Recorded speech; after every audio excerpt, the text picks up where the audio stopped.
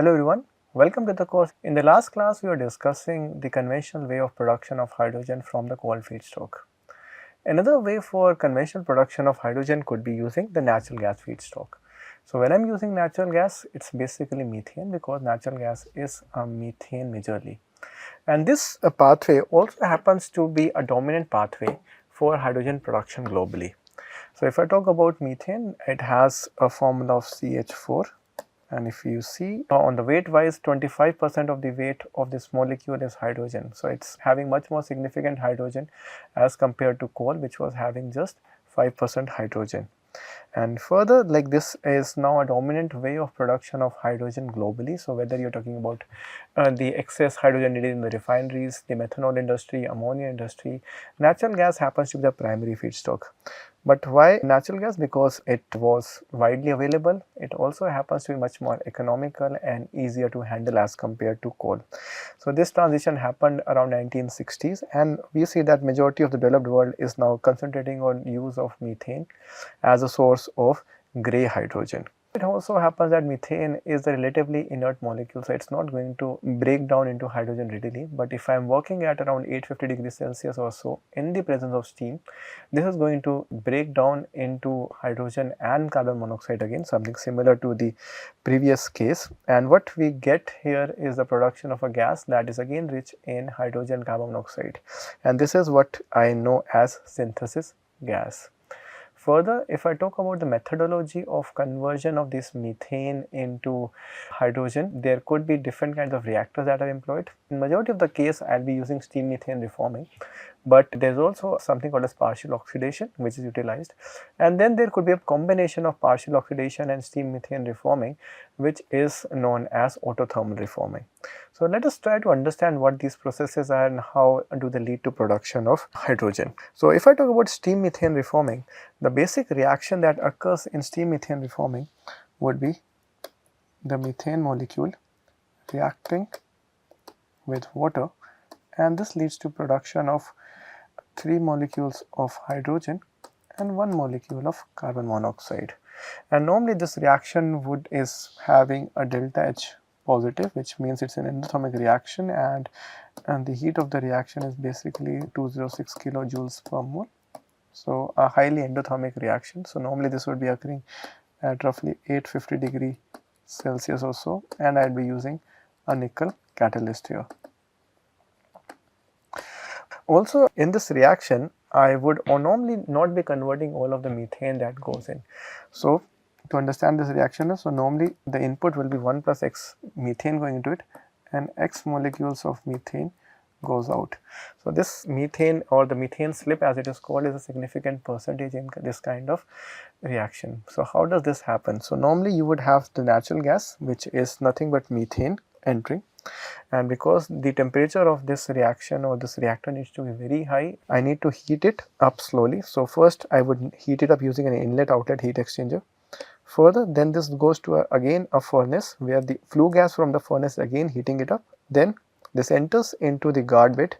So what happens in the guard bed? I'm basically trying to extract or like purify the gas of any sulfur that might be there in natural gas. So natural gas is known to have somewhat of a sulfur compound, and this might not be good for the catalysts that are being used downstream. So I would be using guard beds to remove any impurities in the form of sulfur.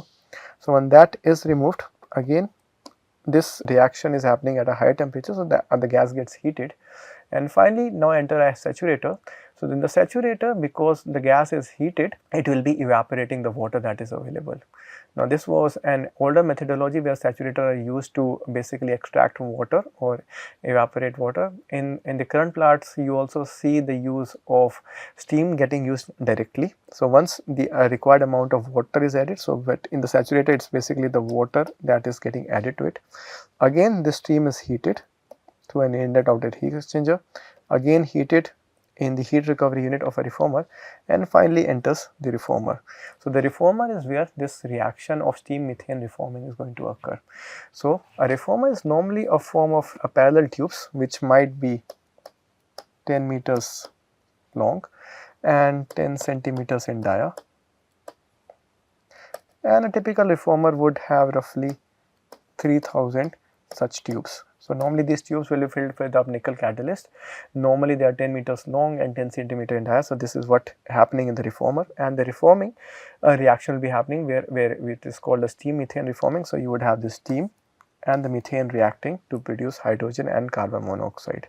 And this gas after reforming, which is rich in hydrogen and carbon monoxide, again is at an elevated temperature roughly 850 degrees Celsius or so, then moves to a heat exchanger where it is basically used to heat up the incoming gas, and finally goes to a desaturator where the excess water is brought out, and finally this gas can then be conditioned for production of pure hydrogen. Now this is the normal operation of a reformer. Now since we have told that this operation or this kind of process is endothermic in nature, I need to provide an external source of heat, and this external source of heat would be a combustion that is happening outside the reformer tubes. So normally you could have different fuels getting utilized, but conventionally we would normally use methane only here, which is getting combusted outside the reformer, and that goes out as flue gas. So what is happening here is methane or natural gas is doing two purposes. One, it is acting as a source of hydrogen in the form of the steam methane reforming reaction. The methane is reacting with water to produce hydrogen and carbon monoxide, but a significant amount of methane will also get combusted outside this reforming to provide in the temperature of 850 degrees Celsius. And when this combustion is occurring, you would have the CO2 that is going out. So there are two sources of carbon dioxide in a process like this. One is the carbon monoxide, which will eventually get converted into carbon dioxide because of the water gas shift reactor downstream, which is the process of the synthesis gas that would be extracted downstream, and that will be a purer gas.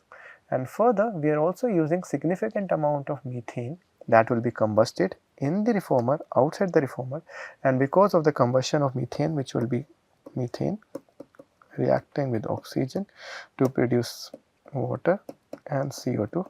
So this gas goes out to the atmosphere.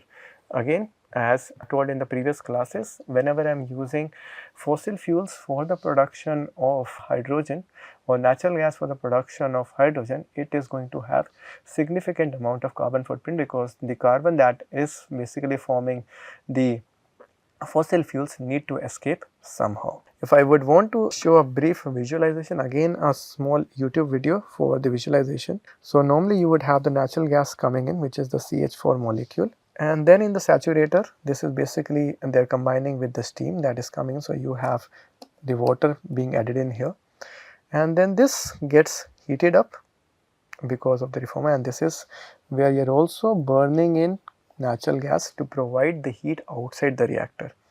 This is what the reformer tubes look like, where the reaction is occurring, and in these tubes basically the methane is reacting with water to produce 3 molecules of hydrogen and 1 molecule of carbon monoxide. Then you would be removing the excess water in here, and then downstream you could have some kind of cleansing mechanism, which we will be discussing in the future part of this course, wherein you can extract the impurities in the form of carbon dioxide, carbon monoxide, and be producing pure hydrogen in here. So again, to repeat, the sources of carbon dioxide or the greenhouse gases that will be coming out will be two.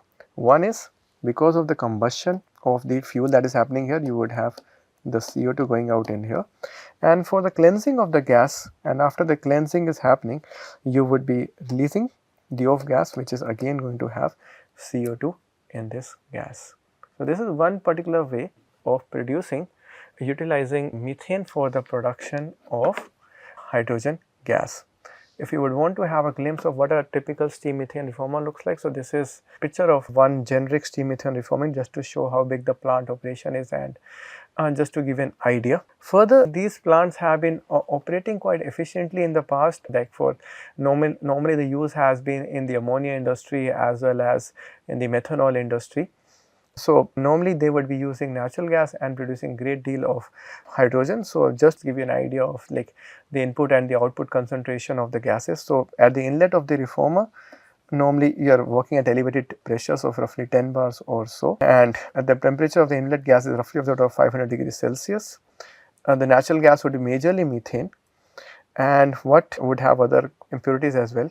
If I talk about the output of the reformer roughly operating at 850 degrees Celsius or so, now the majority of this methane would have get converted into hydrogen and then some amount of carbon monoxide as well.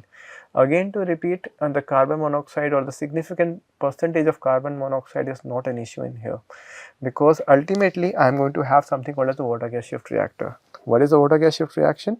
Which is carbon monoxide reacting with water to produce more hydrogen and CO2, and this CO2 is basically vented to the atmosphere or may be captured in some of the processes. So I need not be worried about the carbon monoxide having a significant percentage, because this is going to get converted into CO2 and this CO2 has to be cleansed in the downstream operation. Normally again, if I say about the operation, temperatures would be of the order of 850 to 900 degrees Celsius, and the operation is normally occurring at around 10 bars or so. If I talk about the stoichiometric ratio, which is the ratio of the hydrogen to carbon monoxide, in this case at the operation it will be 3, because what is happening here is methane reacting with water producing in 3 molecules of hydrogen and 1 carbon monoxide.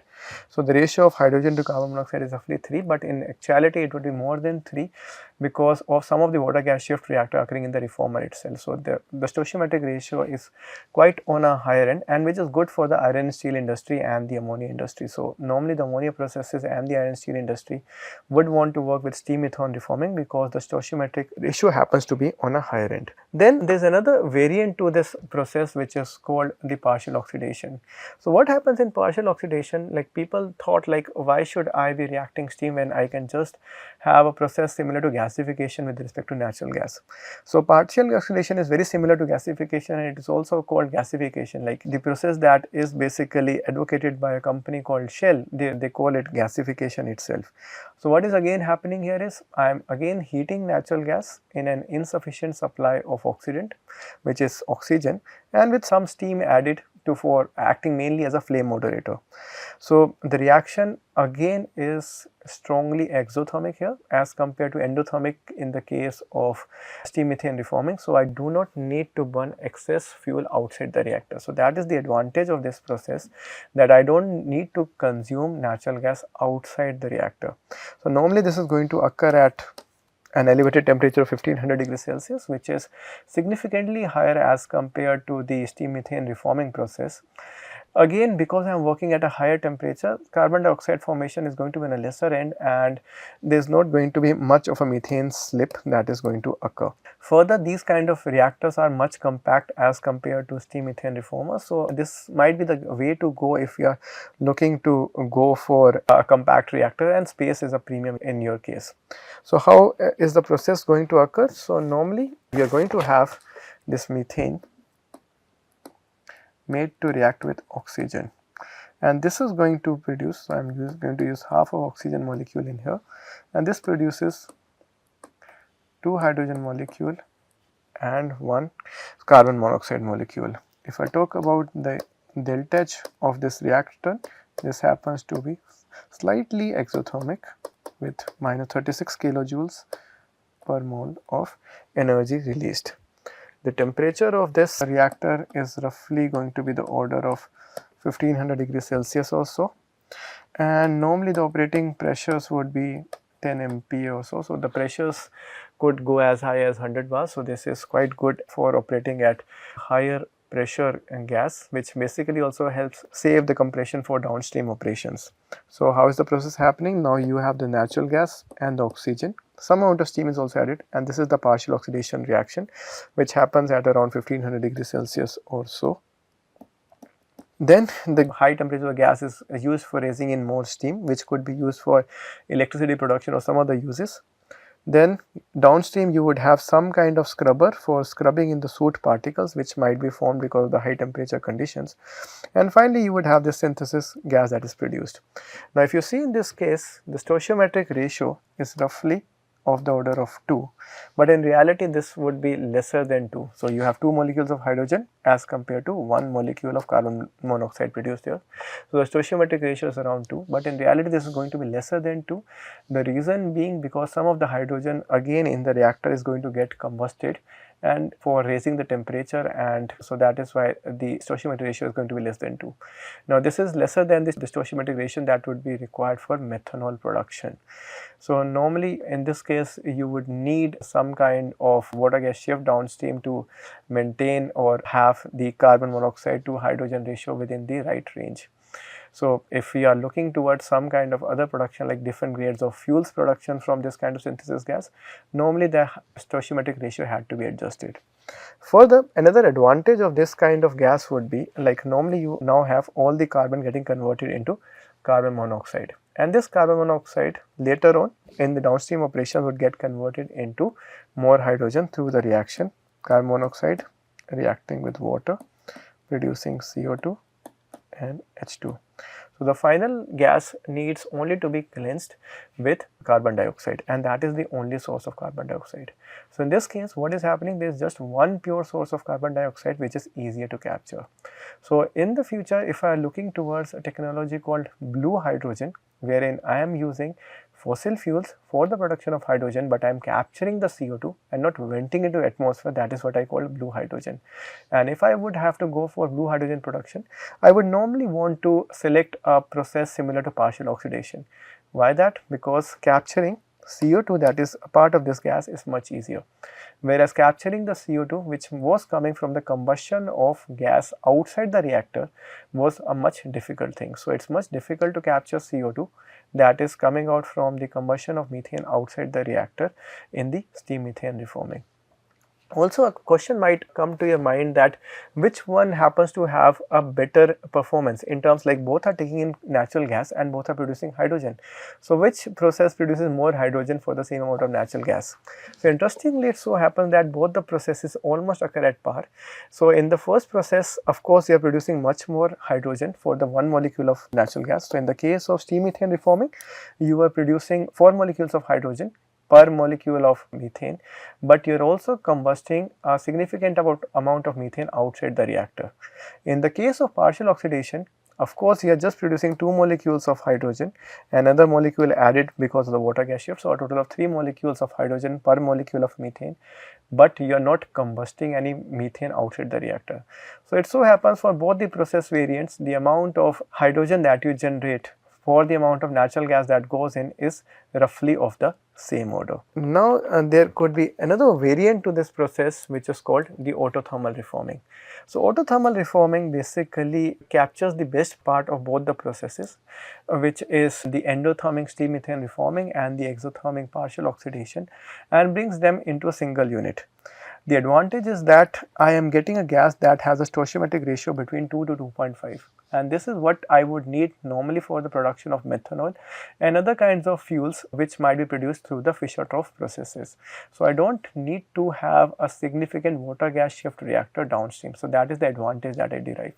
And further, the autothermal reactor is basically utilizing the exothermic partial oxidation and the endothermic steam methane reforming, which means I don't need an excess supply of fuel outside the reactor.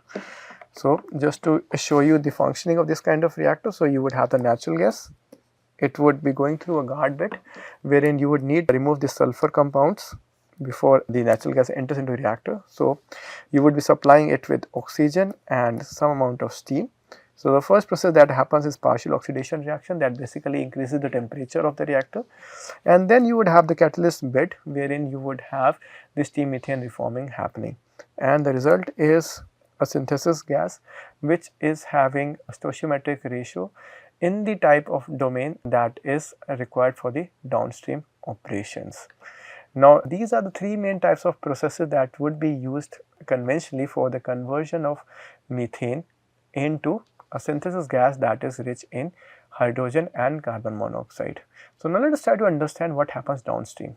So what happens downstream to the reforming of methane either through partial oxidation or steam methane reforming is called the water gas shift reaction. So let us first try to understand some of the history of water gas shift process. So this is not a new process, this is a fairly old process, roughly a century old process, wherein we had the water gas reaction being used for the production of earliest known production of ammonia. So how this was occurring? So normally you would have a vessel that was enriched with coke or coal and you would be supplying air to it. and because of the air being supplied, the coal was going to get combusted to produce CO2, and also there was some kind of bounded reaction also occurring, the reverse bounded reaction occurring for the production of CO. So as soon as there was a temperature increase to more than 700 degrees or so, you produce a gas which was having significant carbon monoxide and nitrogen. So nitrogen is basically coming from the air, and carbon monoxide is coming from with the help of bounded reaction, which was occurring at high temperatures. So as soon as this vessel reached a temperature of 1000 degrees Celsius or so, the supply of air was stopped and the supply of steam was started. So as soon as it started the supply of steam, the coke or the carbon was going to react with water to produce carbon monoxide and hydrogen. So the output gas was rich in carbon monoxide and hydrogen. Now this was basically an endothermic reaction, which means the temperature is going to go down. So as soon as the temperature went down and reached around 700 degrees Celsius, again you would initiate air and stop steam, so that again there is going to be some kind of combustion and bounded reaction occurring. The temperature again rises, you get nitrogen and carbon monoxide, and once the temperature is around 1000 degrees Celsius, you again stop the supply of air and start the supply of steam. So this was process went on with the switch on and switch off mechanism, such that the gas that was produced was a combination of hydrogen, carbon monoxide and nitrogen, which was being supplied for the production of ammonia downstream. So this was the earliest unknown uses of water gas shift reaction. And if I see currently in all these processes that we have discussed in the current and the previous class regarding the production of a synthesis gas from coal or natural gas, so normally you are going to end up with some combination of hydrogen and carbon monoxide, and this carbon monoxide is then made to react with water to produce hydrogen and carbon dioxide. It's a slightly exothermic reaction, so you don't need to combust a fuel outside the reactor. So this is normally occurring at around 400 degrees Celsius or so.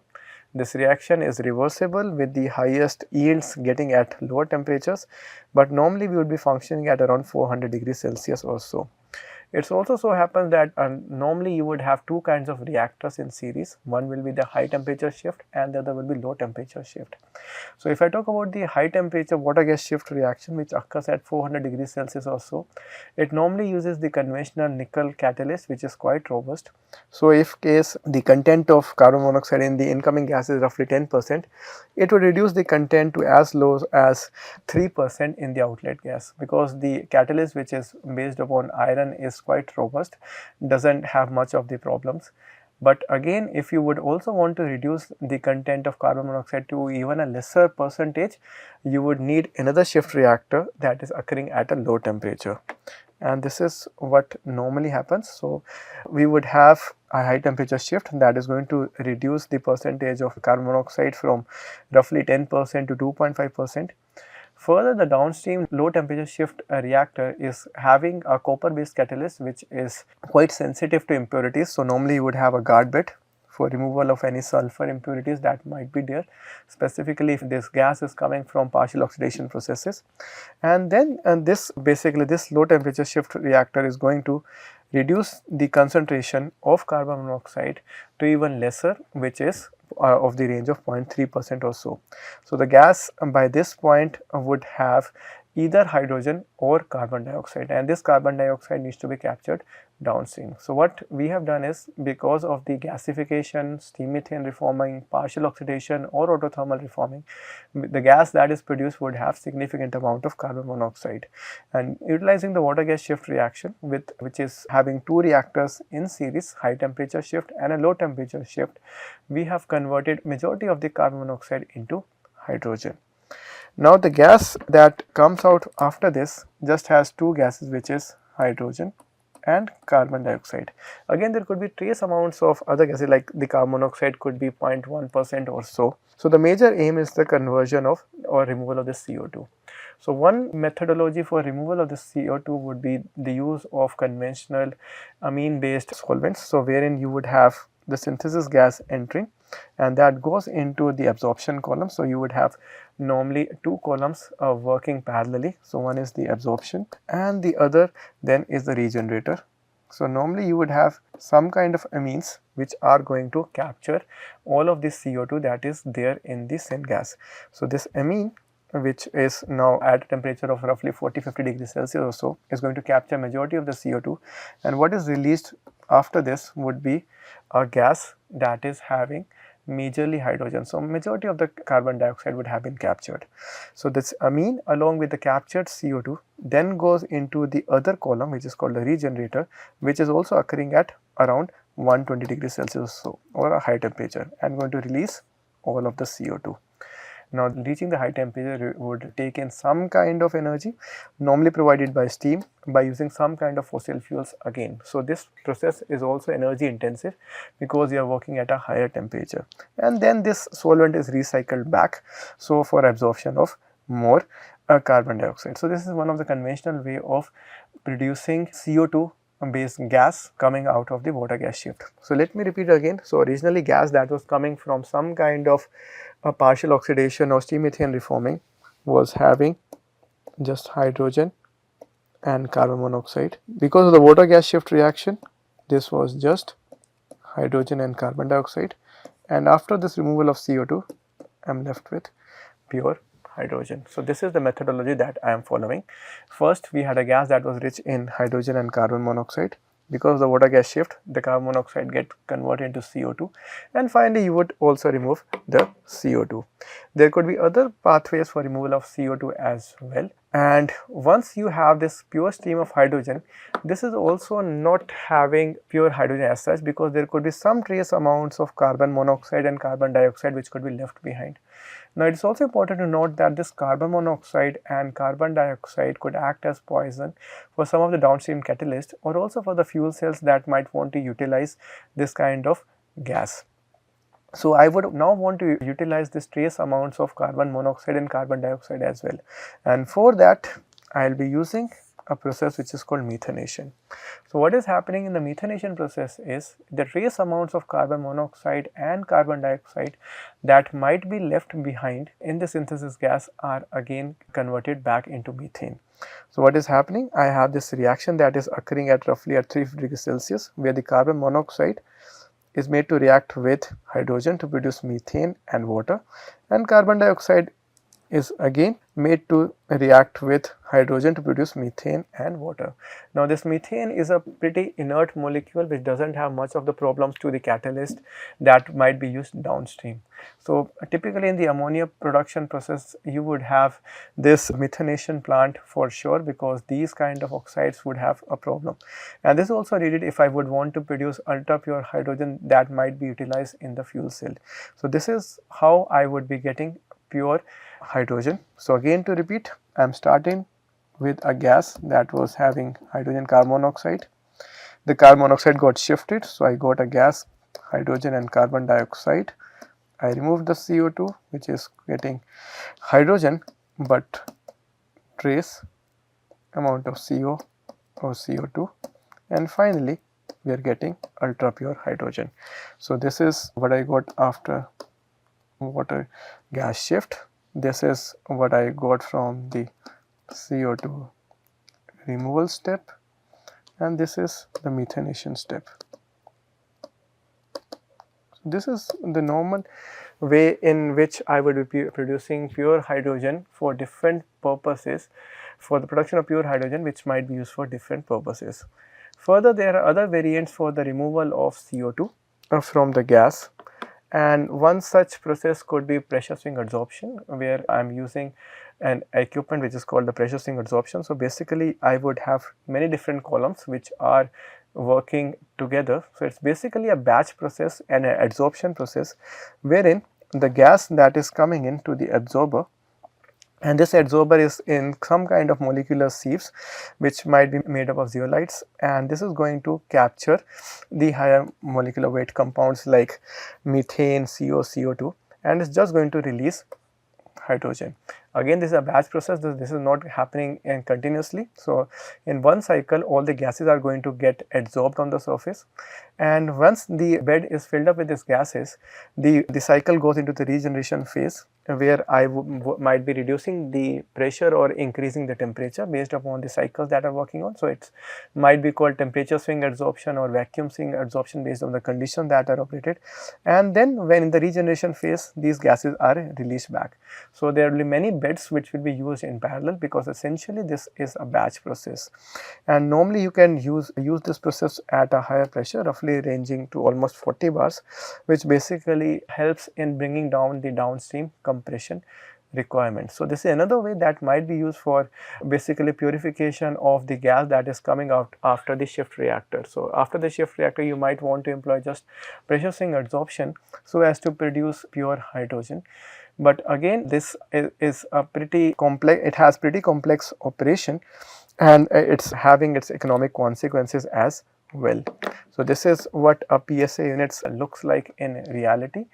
Again, you might have also heard about the PSA being installed for the production of oxygen and nitrogen during the COVID peaks, when there was a lot of requirement of oxygen that was required. So, that again was using a similar process which is called pressure sink adsorption. If I talk about the typical recovery of the PSA unit, so here are basically a comparison provided for the different kinds of PSA units that are available in the market. So, there are many companies like Topsoe, Technip, Foster Wheeler who would be supplying different kinds of PSA units.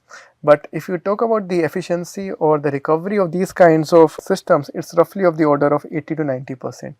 So, normally you would be losing 10 to 15% of the hydrogen as the off gas, which could be a significant amount in some of the cases, because almost 50% of the hydrogen that you are producing goes out as flue gas, which might be used for some heating purposes but might not have other worthwhile applications. So, this is the typical recovery that has been reported for different PSA units. Another technology that has been proposed is the use of membrane based separation systems, where the membranes which are selective to smaller molecules like hydrogen are used, so that the higher molecular weight molecules are not allowed to pass through the membrane. Or there could be polymer membranes where the molecules like carbon dioxide and water are usually transported. But again, since membranes are not very robust, their operating expense tends to be somewhat, or like the operational cost would be lower, but again the operations might not be very easier, and further the recovery is not very great.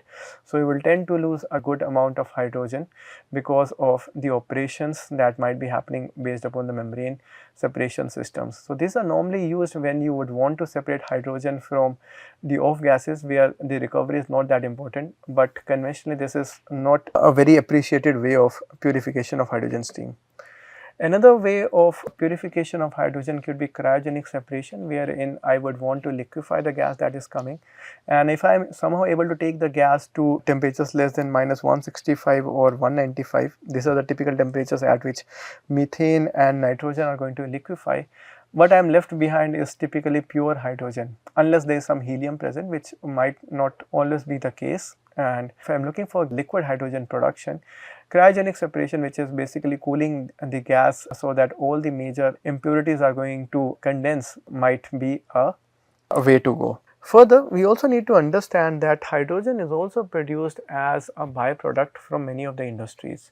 And apart from the conventional production from steam methane reforming and partial oxidation, we note that in the refineries a significant amount of hydrogen is already produced in the naphtha reformer, which is basically meeting a large amount of requirement of the downstream hydrogen. What is left behind in terms of the hydrogen requirement of the refinery is basically produced from steam methane reforming or partial oxidation. But there are other industries which tend to produce a great amount of hydrogen. Let us briefly discuss these industries. One major industry that produces a good amount of hydrogen is steam cracking. So, steam crackers are basically used for production of ethylene and polypropylene, which are basically monomers for polyethylene and polypropylene, which are the plastics that you would use. And lately, ethane is one of the major chemical that is used as a feedstock. And whenever we are converting this ethane into ethylene, you would have significant amount of hydrogen that is getting produced. So, based upon the feedstock that I am using, and if I am going towards ethylene production, we could have significant amount of hydrogen getting produced. And not to say that the global ethylene production is a big industry with almost 150 million tons being produced every year. And normally ethane is the preferred feedstock, whereas there are other feedstocks like LPG and vacuum gas oil, wherever available, might also be used, producing varied degree of hydrogen. So, just to show you like some of the applications like production of polypropylene, LDPE and HDPE, which are the common plastics that would be using for different purposes day in and day out. And if I talk about a normal steam cracking unit, which could have a capacity of roughly 1 million tons per year, and this is going to produce roughly 132,000 tons per year of hydrogen, and this could be a great amount of hydrogen. But normally what is happening is that majority of these units are near the plants where the need is, and there might not be ready use of hydrogen that would be used there. So in major of cases, this excess hydrogen is going to downgrade to fuel value, which is going, and this might be used for some small operations like boilers and so as to bring down the consumption of fuels that might be coming from the combustion of natural gas or so, but that's not a very efficient use of the hydrogen. So one industry where huge amount of hydrogen is produced is the steam cracking units, which are basically a prominent part of the plastics industry. Then another industry that tends to produce a significant amount of hydrogen is the propane and butane dehydrogenation. Why do I need this? Basically for the production of butadiene. And as some of you might have guessed, where do I need this butadiene? Basically rubbers or the synthetic rubbers. So the synthetic rubbers are basically called styrene butadiene rubbers or the SBR rubbers. How do I produce these kind of rubbers? Basically starting with the butane as the starting molecules. So if I would have to convert this butane into butene, I release hydrogen, and further if this butane has to be converted into butadiene, again I would be releasing more hydrogen into the I will be producing more hydrogen. And normally, like if I am using this hydrogen or producing this hydrogen, this would not have ready applications in the nearby areas. So what I would have to do is downgrade this hydrogen to some kind of fuel value. Again, if I talk all of the olefin industry, so when I say olefin, I am basically looking towards compounds that have a dual bond, and if they are produced from propane and butane, this would again going to produce significant amount of hydrogen.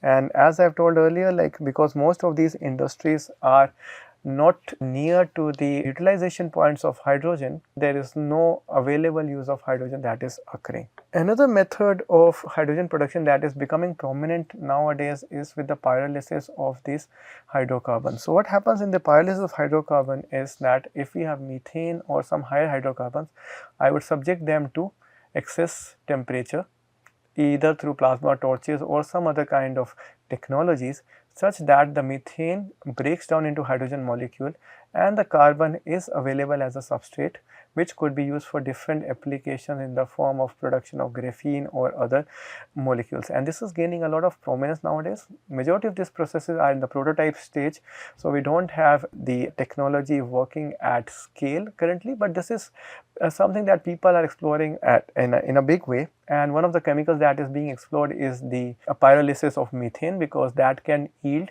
basically hydrogen, and the carbon is not getting released to the atmosphere as CO2, but is going to be released as carbon, which could have greater uses somewhere. Another major production of hydrogen tends to happen in the chlor-alkali industry. So again, this is a big industry in India and globally. So what is the chlor-alkali industry? Just go back to your school days and try to understand where is the chlorine and the sodium hydroxide coming from. So where exactly I am using chlorine? Chlorine is used as a basic bleaching agent. It is also used as a polymer in PVC production, and in case you have been to swimming pools, so there is a pungent smell that is coming from swimming pools. It is basically coming from the chlorine that is getting used there. If I talk about sodium hydroxide or caustic soda, it is basically being used for the production of soaps and also for refining bauxite. So as such, both of these are big industries, and we have tend to have a big chlorine alkali industry globally. And it so happens that hydrogen happens to be a byproduct of this industry.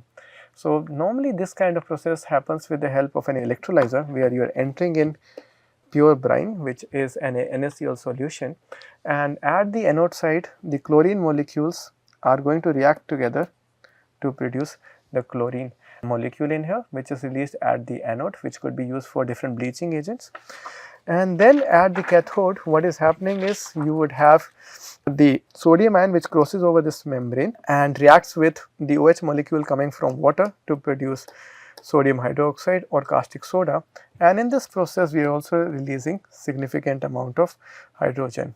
In the absence of this membrane, what would have happened is this NaCl would have reacted with this water and produced sodium chloride, which is again having somewhat of a market application but not very great, and at the same time producing some amount of hydrogen as well. So, this chlor-alkali industry happens to have significant amount of hydrogen production as well.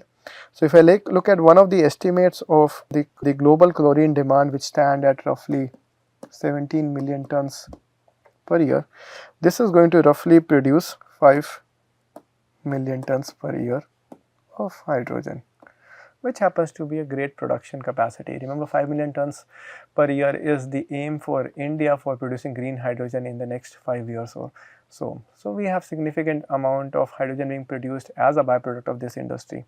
Further, it is also pertinent to note that if you read the National Green Hydrogen Mission, there is also a special emphasis given on the chlor-alkali industry for the utilization of the hydrogen that is produced in here. Again, there might be some amount of hydrogen that could be naturally occurring. So, some of you might be having the question, what about the hydrogen that, is there a natural source of hydrogen that is available? Well, the answer is yes, to a certain extent. There are not many sources of pure hydrogen as such, but there are some resources or some deposits of natural gas which tend to have significant hydrogen along with it. A typical example is this reservoir at Mount Kitty in Australia, which tends to have roughly 11% hydrogen in it. Now, how this hydrogen is produced is a matter of debate, but like people have said that because the extreme condition that might be prevalent, this methane would have broken down into hydrogen and carbon, leading to the production of hydrogen. But again, the sources of these kind of hydrogen, which is also termed as white hydrogen, are not very much, they are scattered, and they are not very huge reserves of hydrogen available as such. So, if I would have to bring down to some of the observations, we come to the conclusion that the production of hydrogen that is utilized in the chemical processes is very large, and almost all of this hydrogen is getting produced from either coal or natural gas as a resource.